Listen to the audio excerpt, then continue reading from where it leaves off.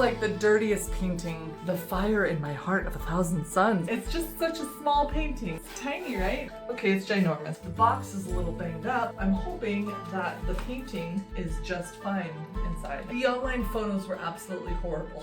They were blurry, they were dark, like all the things that you don't want. That's also an indicator that it could be an absolute treasure. So if you are turned off by the photos that are online, somebody else might also be turned off by those photos online.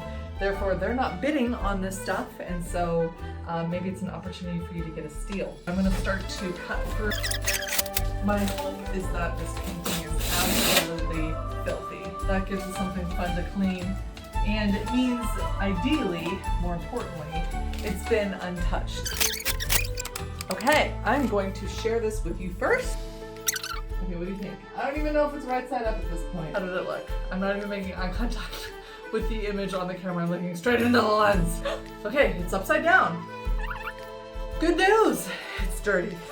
I can tell because the frame that used to be on it, look at the edge. When the edge looks as bright as that, that's an indicator that there's smoke and grime and dust and fly speck and all that wonderful stuff on the painting.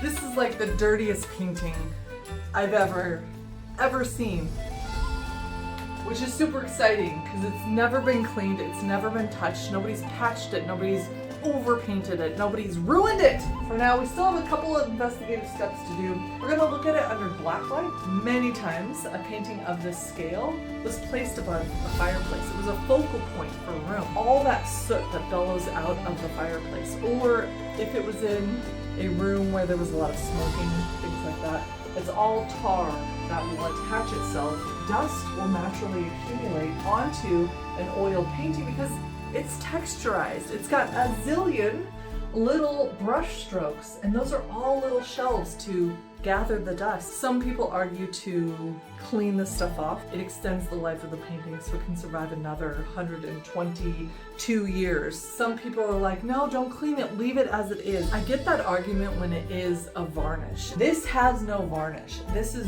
dirt. This is smoke. This is fly speck, fly poop. You don't want to leave this stuff on. It's not stable. It is not. It is deteriorating as we speak. Step one, let's take a look at it with a black light. Okay. I brought you in close. Wonderful. I'm not getting any fluorescence off of it.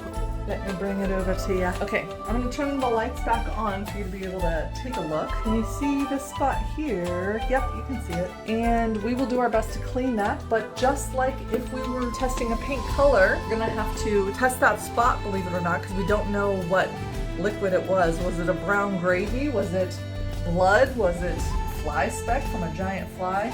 We don't know, but we're going to test